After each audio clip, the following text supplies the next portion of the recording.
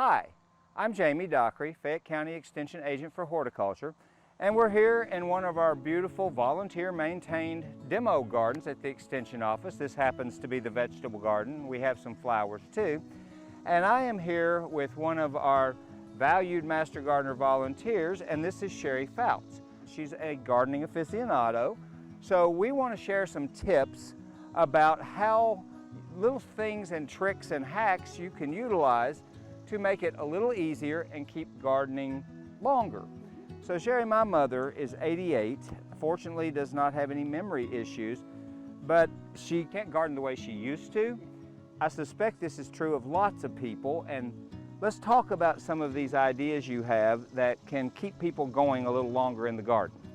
Well, it isn't that she can't, since you say that she's physically able. Right. Is that she either can't do it the way she used to do it, and she's got 1,000 excuses. Exactly. There's good reasons to garden, and one of the good reasons is because it gives you plenty of exercise, it gives you vitamin D, Yes. being outside, it gives you the ability to converse with neighbors or to converse with family, friends about different things that you're using, different things that you're growing. It is a sense of accomplishment. It helps with depression, which is Wonderful. a big problem with people that are of any kind of age. And if you have any kind of physical issues, you can work through those. I see you've brought lots of props and things we can talk about. Tell us about some of the things you've got here and how folks could use those to make life easier in the garden. Okay.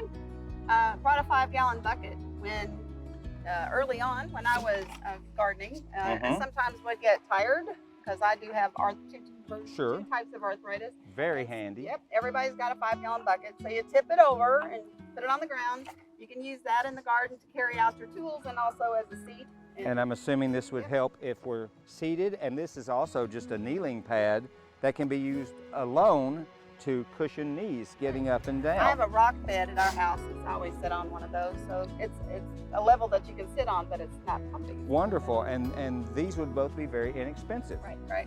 This is a little bit more expensive. I think this is about 40 bucks. I actually found my first one that I ever had at like a Goodwill thrift store. Right.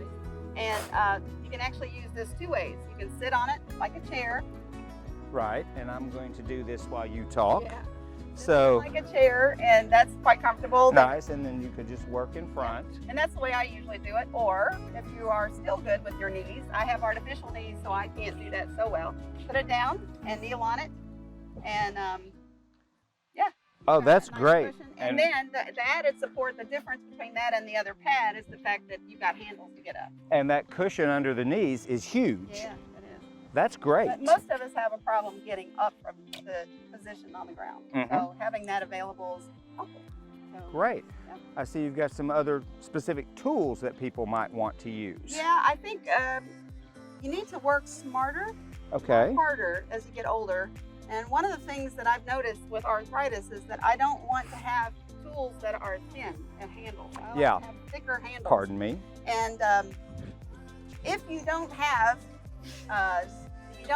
tools that are kind of ergonomically correct or thicker handles, which you can purchase, you can also adapt those. You can use a pool noodle and cut it and use it, go around the handle, tape it on with some duct tape and such, and that just makes it a little easier. We would just split that and put it on the handle. Great. And that gives you a little bit more cushion. And these are the small pool noodles, not the big ones. And those are easier to grip, and they also do a black pipe insulation at home improvement stores that's a little squishier foam, and it's pre-split. Yeah. But if you're short on cost, I mean, I know older folks are often dealing with fixed income. Sure. So you need to be as economical as possible. So, but if you've got piping around at home, that even works better. Excellent. Well, I'm going to grab something you shared with me that I had never thought of that I thought was fascinating. Oh, there's two things there. There are, and I never would have guessed how you use these. This is actually piping, like PVC pipe or plumbing or whatever. And this actually was part of a roping system I had at home. Rope went through there.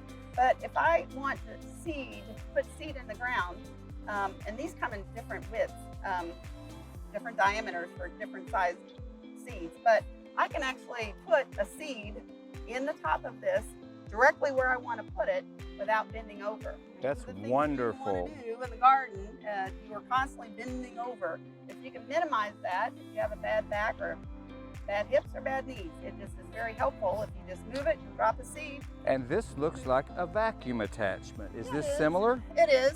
For instance, you could do the same thing by sitting in a wheelchair or on the seat and drop a seed, a larger seed. In Oh, there. if you're closer to the ground. Yeah, so you can sit and do that as well.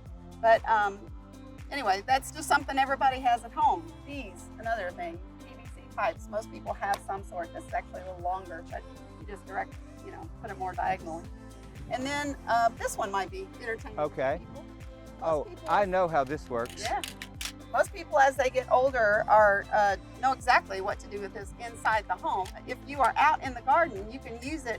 I use it to pick blackberries, frankly. I can get that bug right Yeah. there. Reach over the blackberries that I can reach easily to things I can't. Those are very handy. What other tools here do you like that you wouldn't want to be without? And then we'll talk about some weather things and Yeah, some clothing. Definitely my knife. Oh yes, these are wonderful. I love those. These are my favorites.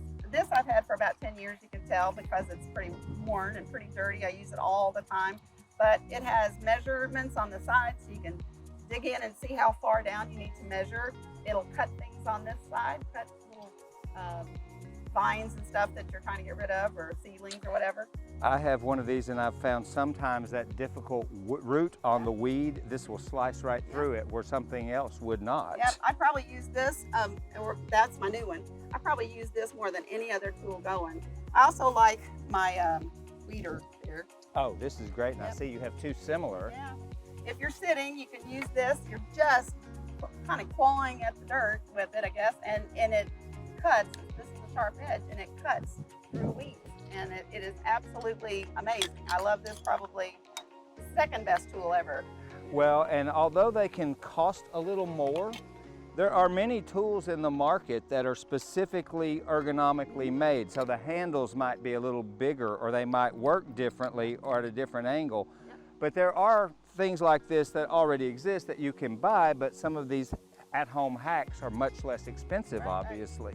This is normal. You can get this anywhere. You can get them at the Dollar Tree, even if you need that. I'm not booking the Dollar Tree. It's just if you're on a fixed income, that's a good place to go.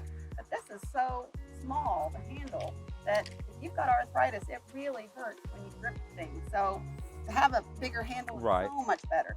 That's why if you can adapt it, or if you can afford to buy something that's a little bit more ergonomically correct, then do so. And pool noodles would probably work on something like Yeah, this as sure. well. Sure. These perplex me. I know this is inexpensive. Right. What do you do with these?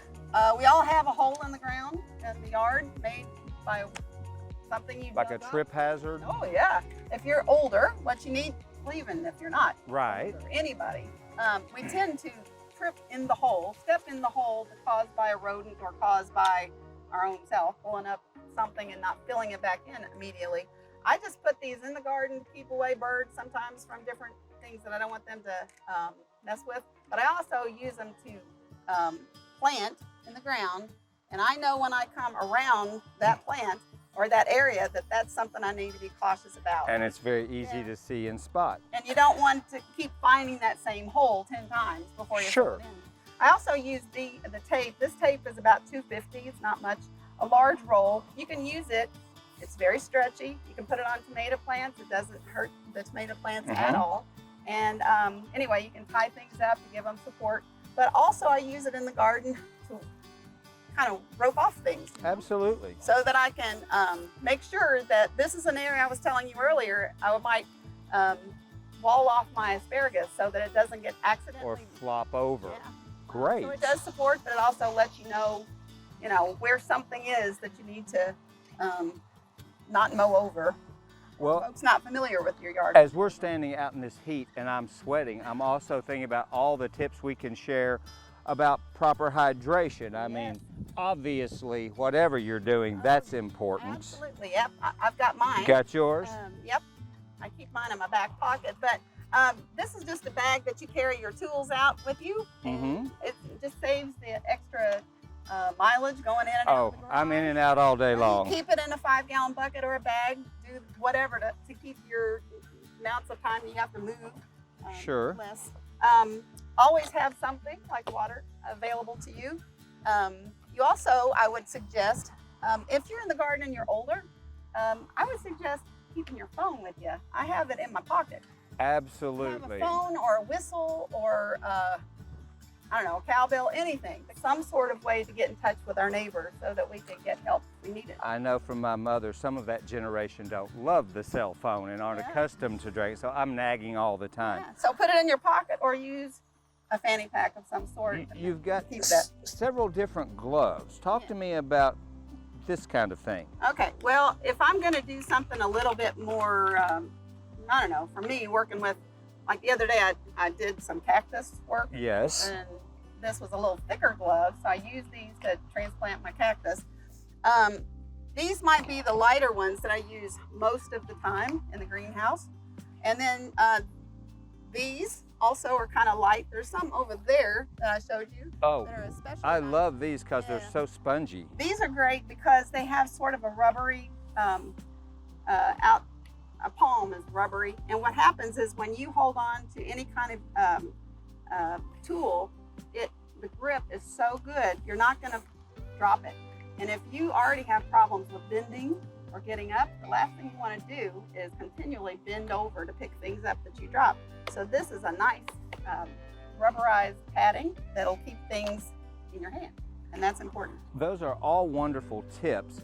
I also want to talk about a couple of other things that aren't so directly related to gardening, but you had mentioned earlier while we were preparing for this, the importance of just being outside.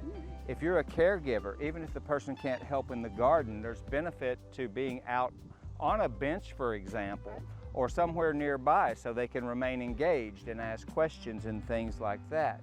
It's important for that person with dementia or any kind of dementia to be outside and involved. And if they perhaps are not cognitively able to do what you're able to do as a caregiver, just having them in the yard is a good thing. Well, and I also know that in my mother's instance, she can't do everything she used to do, but we're learning to scale down and to shrink the area of garden she maintains and stuff. And on that same note, even at my age, anybody who gardens, the community around gardening, whether it be sharing produce with a neighbor, there's engagement and there's community building, and relationships are so important, particularly among aging people who, well, quite frankly, where it's easy to just stay home and not engage.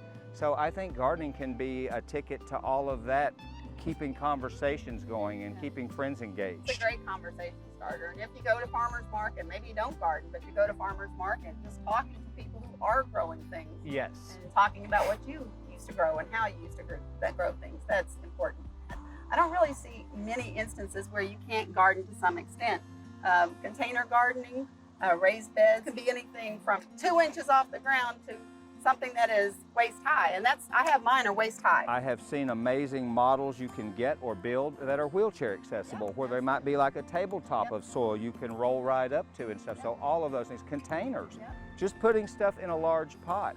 As a horticulturist, I would share that small pots will wear you out in terms of watering, but a really large container, something 2 feet across, is a very reasonable size for like a large tomato plant or something that's going to drink a lot of water. So just thinking about what we grow in, how we grow, and just realizing, I think, the appreciation that we don't have to give up something so important to me. It's breaking my mother's heart to scale down, but I don't think she'll ever stop, no matter what the challenge. Because it does help with anxiety, it helps with depression.